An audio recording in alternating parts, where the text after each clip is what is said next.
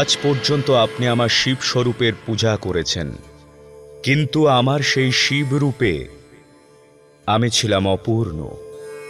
আর আজ যখন আমার শক্তি দেবী পার্বতী আমার সাথে আছেন, তারপরেই আমি হয়েছি পূর্ণ। কারণ দেবী পার্বতী আমার ব্যক্তিত্বে, আমার অস্তিত্বে আমার অর্ধাঙ্গী।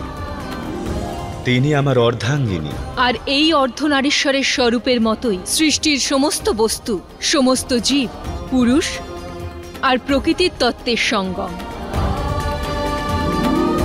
তাই যতটা সম্মান পুরুষের পাওয়া উচিত, ততটাই সম্মান নারীদেরও পাওয়া উচিত।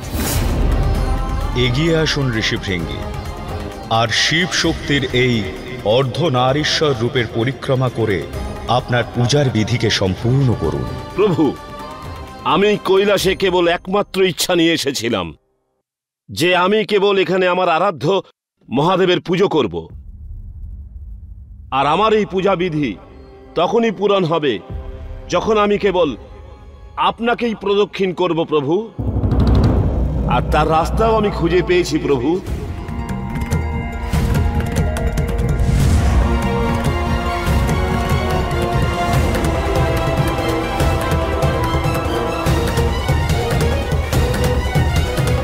থামুন ঋষিভৃঙ্গি। যদি আপনি এই স্বরূপে আমাদের দুজনের মধ্যে এসে পরিক্রমা করার প্রয়াস করেন, তাহলে এর পরিণাম ভালো হবে না। এবার যখন দেবী ওনার শক্তির পরিচয় পেয়েছেন, আমার এমনটাই মনে হয় যে আমাদের এই যজ্ঞ সফল হবে। আর যখন দেবী আমাদের তারকাসুরকে পরাস্ত করার দিব্য অস্ত্র প্রদান করবেন, তখন হয়তো আমরা সমস্ত দেবতা নিশ্চিন্ত আর নির্ভীক থাকতে পারব।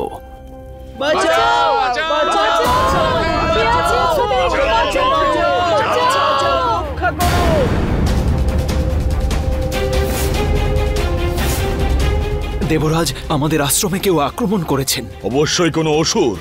আশ্রমবাসীদের কোনো একটা সুরক্ষিত স্থানে নিয়ে যান, আমরা ওদেরকে আটকাচ্ছি। হ্যাঁ দেবরাজ, এসো আমার সাথে, এসো এসো সকলে এসো।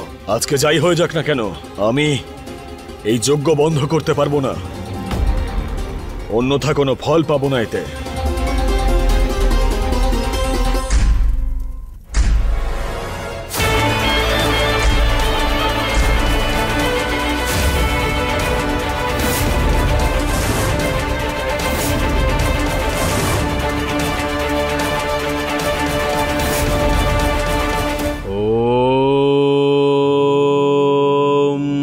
ব্রহ্মদেবায় নমঃ।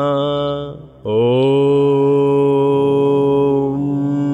ব্রহ্মদেবায় নমঃ। ওম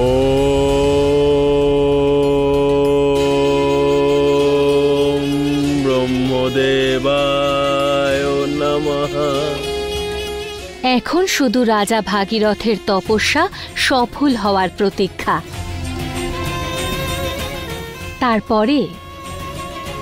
তারপরে মহাদেব আর দেবী পার্বতীর মিলন কোনোদিনই সম্ভব হবে না।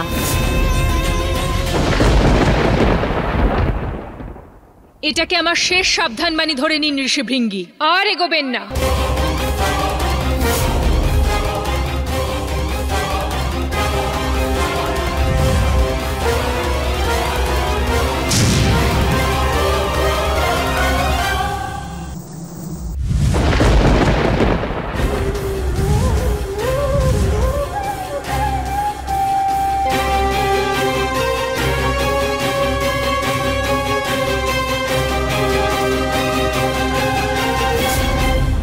মূর্খ অসুর, তুমি এটা জানো না যে তুমি কার সম্মুখে দাঁড়িয়ে রয়েছো? যেখান থেকে এসেছো সেখানেই ফিরে যাও। আমরা এই পবিত্র যজ্ঞকুণ্ডের সামনে কোনো রকম অনিষ্ট করতে চাই না। ভালো কথা, আমিও কোনো হিংসা বা কোনো রকম অনিষ্ট করতে চাই না। আমি শুধু নিজের কার্য সম্পন্ন করে আবার পাতাল লোকে ফিরে যেতে চাই। ওই যজ্ঞ পণ্ড না করে তুমি ফিরতে পারবে না।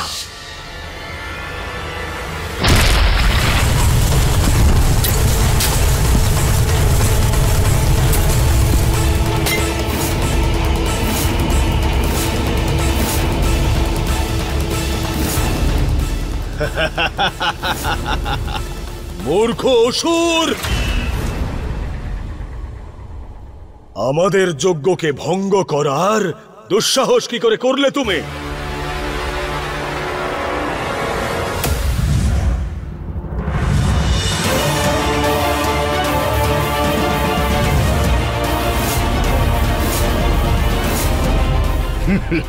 এবার তোমার অন্ত অবশ্যই হবে অসুর। সূর্যদেব, আক্রমণ করুন ওর ওপরে আর একে শেষ করে ফেলুন।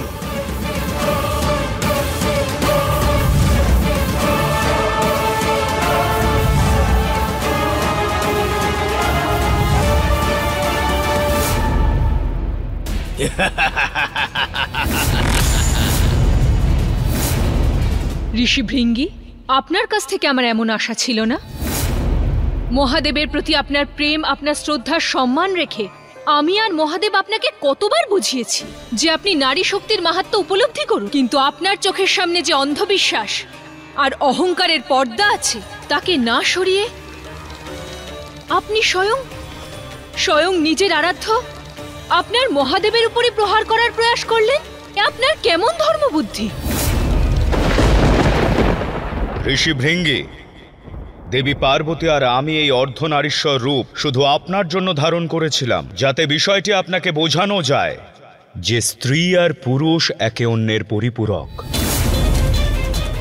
কিন্তু অত্যন্ত দুঃখের সঙ্গে বলতে হচ্ছে যে আপনি আমাদের এই রূপের কোনো সম্মান করেননি। আপনি নিজের পুরুষার্থের অহংকারে প্রকৃতিকে অপমান করেছেন, স্ত্রী শক্তিকে অপমান করেছেন, আর সেই কারণে আপনাকে দণ্ড ভোগ করতে হবে। আপনি তো এটাই ভাবেন যে স্ত্রী পুরুষের মুখোমুখি হতে পারে না, তার সমান হতে পারে না। তাহলে আমি দেবী পার্বতী আপনার শরীরে স্থাপিত সমস্ত স্ত্রী তত্ত্বকে এই আদেশ দিচ্ছি যে এক্ষুনি আপনার শরীরকে যেন ত্যাগ করে।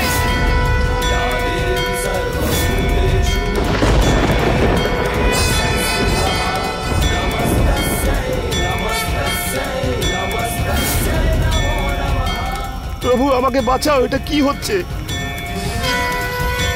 কেবল মাটিতে বীজ পুঁতলেই গাছ হয় না, বরং তার পুষ্টির জন্য তাতে জল ঢালারও আবশ্যকতা আছে। যখন মাটি আর জল মিলিত হয় তখনই অঙ্কুরের উদ্গম হয়।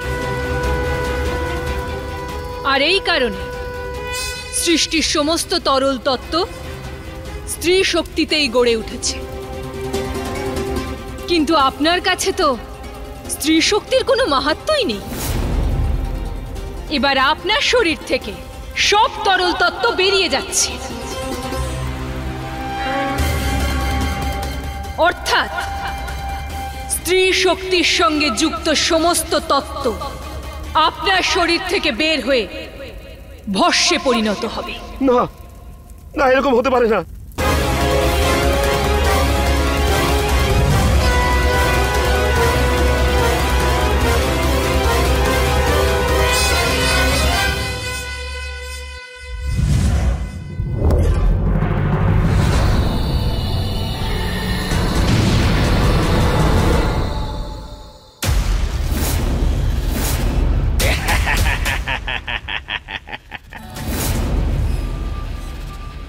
বায়ুদেব, এর ওপরে নিজের বায়ু অস্ত্রের দ্বারা প্রহার করুন।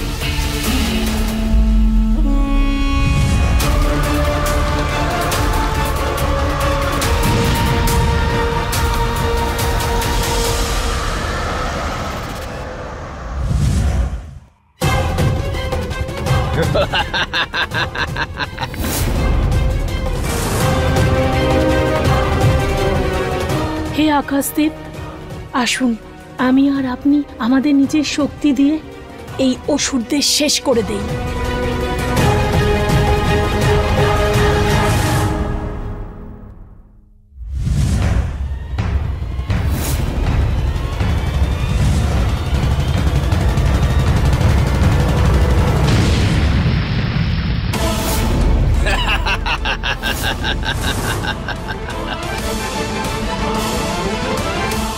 যখন এক পুরুষ এক নারীকে সম্মান করে না, তখন তার অস্তিত্ব এক মাটির স্তূপে পরিণত হয়।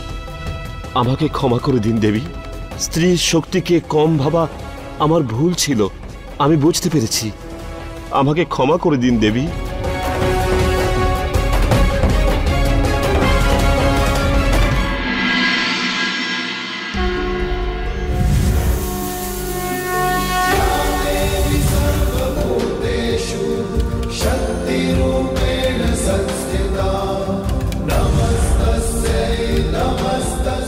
আমাকে ক্ষমা করে দিন দেবী, আমাকে ক্ষমা করে দিন। আমি মূর্খ যে একজন স্ত্রীর শক্তিকে পুরুষের শক্তির থেকে কম ভাবছিলাম। আমার জীবন একটা ভ্রমের মধ্যে ছিল মাতা। মাতা, আমি ভেবেছিলাম যে পুরুষের শক্তি সর্বশ্রেষ্ঠ, কিন্তু আজ ওই অজ্ঞানতা থেকে আমি মুক্ত হলাম প্রভু। উঠুন ঋষিবর। আমি প্রসন্ন হয়েছি যে আপনি নিজের ভুল বুঝতে পেরেছেন, কিন্তু এবার আপনার উপর অনেক বড় দায়িত্ব এসে গেছে ঋষিবর। হ্যাঁ ঋষিভৃঙ্গি, দেবীর অসীম অনুকম্পায় আপনি এই সত্য জানতে পারলেন। এবার আপনার দায়িত্ব হলো যে আপনি এই সত্যকে এই সংসারে প্রচার এবং প্রসার করুন যে স্ত্রী পুরুষের অনুগামী নন, তার পরিপূরক। অবশ্যই প্রভু, কিন্তু প্রভু, কৈলাস ছাড়ার আগে আমাকে কি মহাদেব আর দেবী পার্বতীর দুজনকেই পরিক্রমা করার সৌভাগ্য আমি কি লাভ করতে পারি?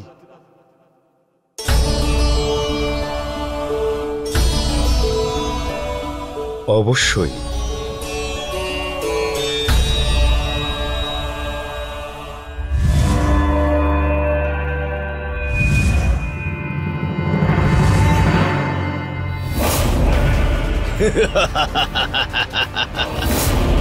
আমাদের পঞ্চভূত দেবতাদের কোনো শক্তির প্রভাবই এই অসুরের ওপর ফলছে না ইন্দ্রদেব। কোনো ব্যাপার নয়, এবার দেবরাজ ইন্দ্র এই অসুরের অন্ত করবেন। বজ্র,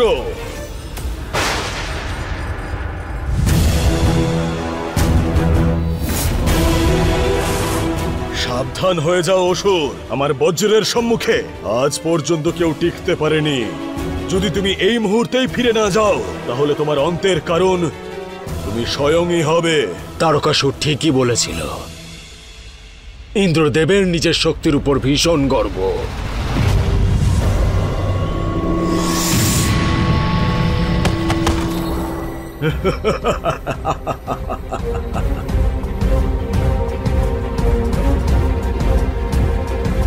আমাদের শীঘ্রই স্বর্গে ফিরে যজ্ঞ প্রারম্ভ করতে হবে।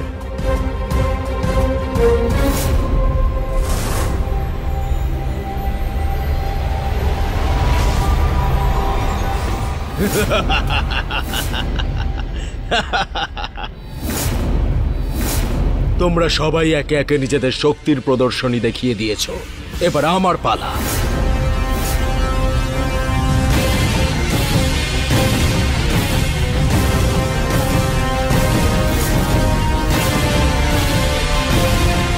আমরা একে বেশি সময় ধরে আটকে রাখতে পারবো না দেবরাজ ইন্দ্র। এবার আমাদের কি করা উচিত? সূর্যদেব, কেবল দেবী আমাদের রক্ষা করতে পারবেন।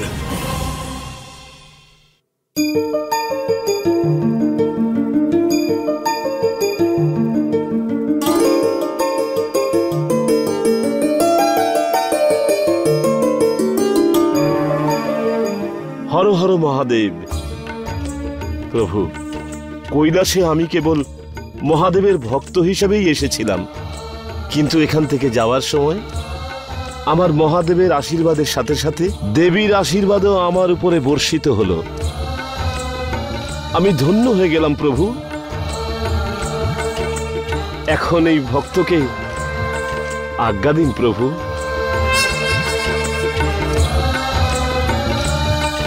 কল্যাণ হোক।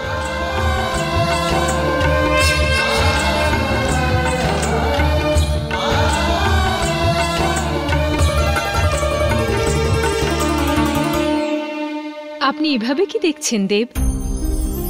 এর আগে আমি যখনই এই চোখের দিকে তাকাতাম তখনই আমি সেই পার্বতীর প্রতিবিম্ব দেখতে পেতাম যে মনুষ্যরূপে জন্ম নিয়েছে, আমাকে বিবাহ করেছে।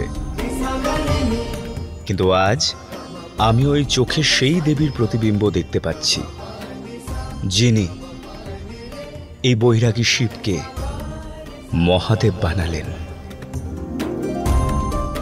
দেবী, এই সংসার আপনাকে পুনরায় পেয়ে ধন্য হয়েছে।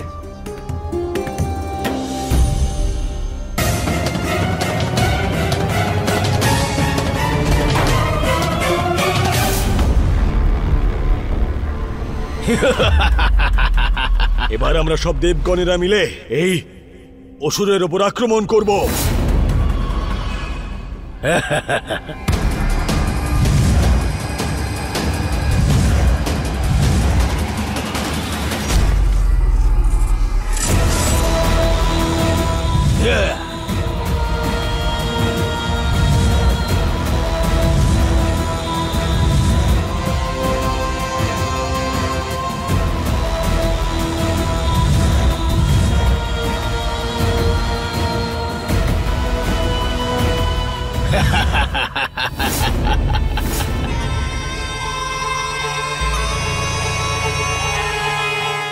তুমি যেতে পারো।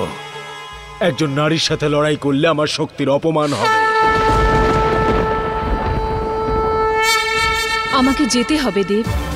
ঋষি ভৃঙ্গির পরে এবার আমাকে এই অসুরকে নারী শক্তির ব্যাপারে বোঝাতে হবে।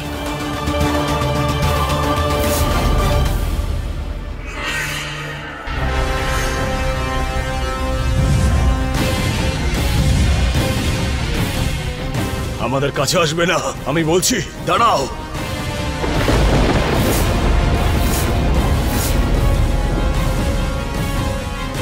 হে দেবী, এখন আপনি ইন্দ্রদেবকে রক্ষা করতে পারেন। রক্ষা করুন দেবী।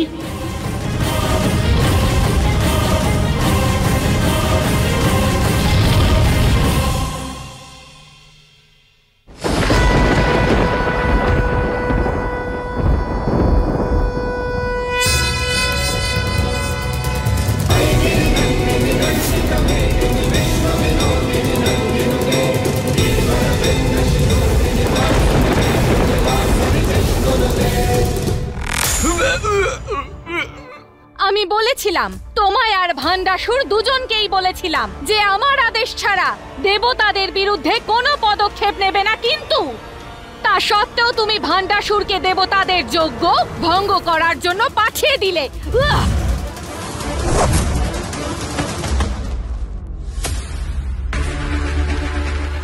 আপনি আপনি আমাকে যা শাস্তি দিতে চান দিয়ে দিন মাতা, কিন্তু এছাড়া আমি আর কি করতে পারতাম মাতা?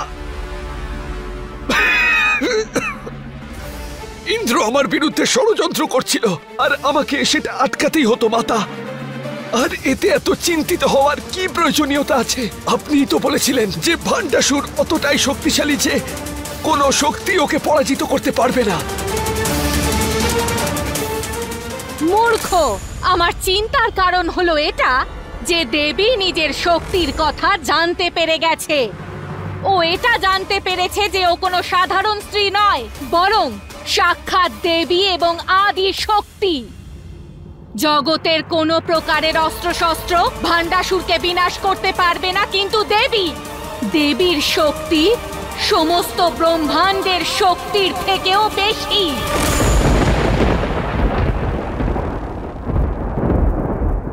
দেবী ভান্ডাসুরকে যে কোনো মুহূর্তে বিনাশ করতে পারে। ভণ্ডাসুর, দেবরাজ ইন্দ্রকে ছেড়ে দাও। তা না হলে কি করবে তুমি?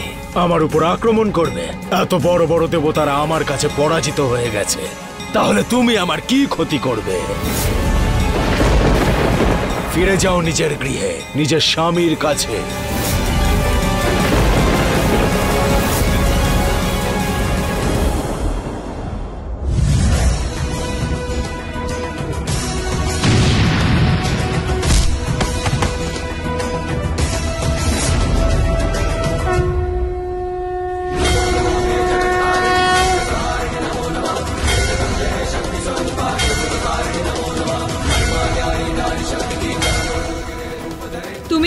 যে তুমি অজেয়, তোমার থেকে শক্তিশালী আর কেউ নেই।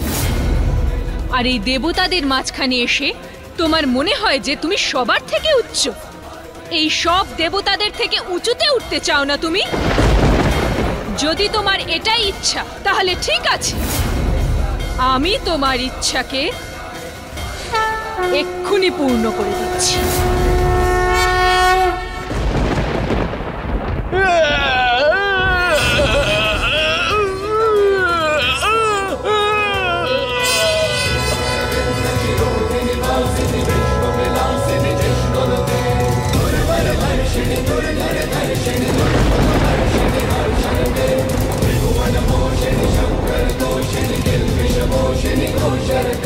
তোমার মনে হয় যে এক নারীর সঙ্গে যুদ্ধ করা পুরুষার্থের অপমান, কিন্তু আজ তুমি স্বয়ং অনুভব করবে যে কেমন করে এক নারী তোমাকে আর তোমার অহংকারকে পরাস্ত করে।